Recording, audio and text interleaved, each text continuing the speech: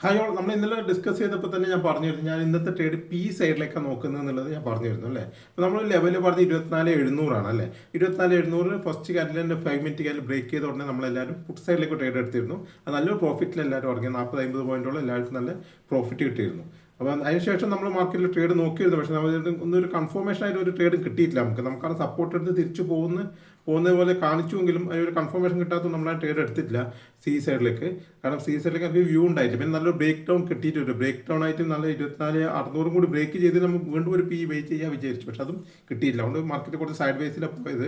നമുക്ക് നല്ലൊരു ട്രേഡ് ഒന്നും ഉണ്ടായിട്ടില്ല. പിന്നെ അവസാനം ഒരു 3 മണിയൊക്കെ ആകുമ്പോൾ നല്ലൊരു ചെറിയൊരു അപ് ട്രെൻഡ് കാണിച്ചിട്ട് നന്നായിട്ടൊന്ന് കാണിച്ചിരുന്നു. പക്ഷേ അത് ക്യാച്ച് ചെയ്യാൻ പറ്റിയിട്ട് ആ ട്രേഡ് കിട്ടിയില്ല. കാരണം എന്താ വെച്ചാൽ അതിനൊരു ഉറപ്പില്ലാത്തതുകൊണ്ട് ആ ട്രേഡ് എടുത്തിട്ട് അങ്ങനെ ഇന്ന് മൊത്തം നല്ലൊരു പ്രോഫിറ്റിലാണെങ്കിൽ ഒറ്റ ട്രേഡ് ഉണ്ടായിട്ടും പക്ഷേ നല്ല പ്രോഫിറ്റിൽ ഇറങ്ങിയത്. എല്ലാവർക്കും നല്ല പ്രോഫിറ്റ് കിട്ടിയെന്ന് പറഞ്ഞു. ഗ്രൂപ്പിലെല്ലാവരും നല്ല പ്രോഫിറ്റ് കിട്ടിയെന്നുള്ളത് മെസ്സേജ് ഇട്ടിട്ടുണ്ടായിരുന്നു. അപ്പം അങ്ങനെ ഇന്നത്തെ ട്രേഡ് ഉണ്ടായത്. അപ്പോൾ നാളത്തെ ട്രേഡ് വെച്ചെങ്കിൽ ഇപ്പോൾ നാളത്തെ ലെവലുകൾ പ്രധാനമായിട്ട് നോക്കുമ്പോൾ നിങ്ങൾ ലെവലുകളൊക്കെ നിങ്ങൾ ചാർട്ടിൽ വരച്ച് നോക്കണം കേട്ടോ. ചില ആൾക്കാർ ഇന്ന് ഗ്രൂപ്പിലൊക്കെ ഡിസ്കസ് ചെയ്യുമ്പോൾ ലെവൽ എത്ര ചോദിക്കേണ്ട കാര്യമില്ല. ബ്രേക്ക് ആവുമോ അങ്ങനെ ചോദിക്കണം. കാരണം നിങ്ങളെ ലെവൽ നിങ്ങൾ ചാർട്ടിൽ തന്നെ വരച്ച് വെച്ച് കഴിഞ്ഞാൽ പ്രശ്നം തരുന്നത് നോക്കുക. നന്നായിട്ട് കാണുന്നുണ്ടല്ലോ ഇപ്പോൾ ലെവലുകൾ. എന്നെ കാണുന്നില്ല, ഇപ്പോൾ ചാർട്ട് തന്നെ കാണും. നിങ്ങൾ സ്ക്രീൻഷോട്ട് എടുത്തിട്ട് പോയിട്ട് നിങ്ങളെ ചാർട്ടിലേക്ക് ഈ ലെവലുകളൊക്കെ ഒന്ന് വരച്ച് നോക്കുക. മുമ്പ് തന്ന ലെവലുകൾക്ക് എങ്ങനെ വർക്ക് ചെയ്തതെന്നൊക്കെ നോക്കുക. ഓക്കെ, അത് നിങ്ങളങ്ങനെ നോക്കിയാൽ മാത്രമേ നിങ്ങൾക്ക് അത് കൃത്യമായിട്ട് നിങ്ങൾക്കത് യൂസ് ചെയ്യാൻ വേണ്ടി പറ്റുള്ളൂ. ഓക്കെ, പുതിയതായിട്ട് വരുന്നവരോടായി പറഞ്ഞത്.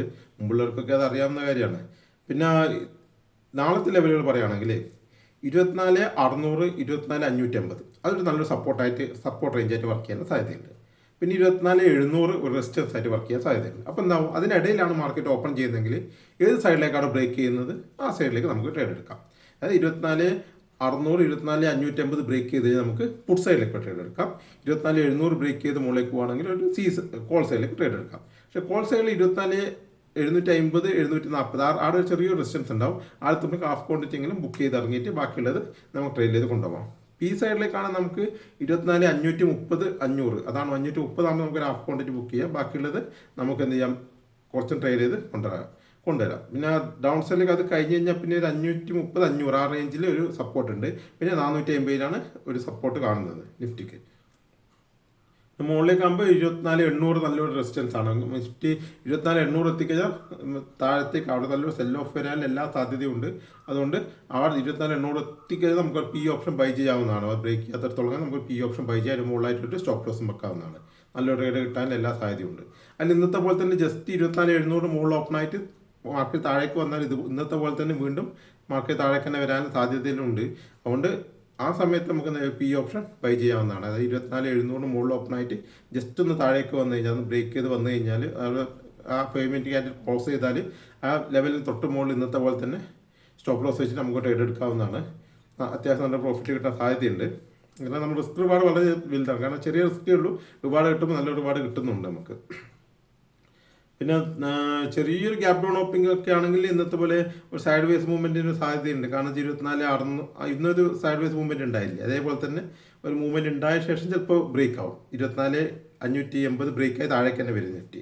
അതിൻ്റെ എല്ലാ സാധ്യതയും കാണുന്നുണ്ട്. കാരണം ചെറിയൊരു ഗ്യാപ് ഡൗൺ ഓപ്പണിംഗ് ആയിട്ട് നിഫ്റ്റിയോടെ ജസ്റ്റ് ഒന്ന് ടൈം സ്പെൻഡ് ചെയ്ത ശേഷം 24,580 ഒന്ന് ബ്രേക്ക് ചെയ്ത് താഴേക്ക് വന്നാൽ നമുക്ക് പെട്ടെന്ന് തന്നെ പുട്ട് ഓപ്ഷൻ ബൈ ചെയ്യാവുന്നതാണ്.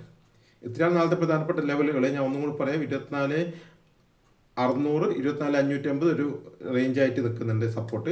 മോള് 24,700, അതിൻ്റെ മോള് 24,800. 24,730 ഒന്ന് ശ്രദ്ധിക്കണം. 30-50 നിങ്ങളൊരു പ്രോഫിറ്റ് ബുക്ക് ചെയ്യണം ഹാഫ് ക്വാണ്ടിറ്റി. താഴത്തേക്ക് വരികയാണെങ്കിൽ 24,530, 550, പിന്നെ 24,450 ഇത്രയാണ് ഒരു ലെവലുകളായിട്ട് നിഫ്റ്റിക്ക് കാര്യമായിട്ടുള്ളത്. അപ്പോൾ നിങ്ങൾ ഈ ലെവലുകളൊക്കെ നോക്കിയിട്ട് നാളെ ട്രേഡ് ചെയ്യുക. ബാക്കി എന്തെങ്കിലും മാറ്റങ്ങളുണ്ടെങ്കിൽ ഞാൻ ഗ്രൂപ്പിൽ അപ്ഡേറ്റ് ചെയ്യാം. ഓക്കെ, നമുക്ക് നാളെ കാണാം. ഓക്കെ.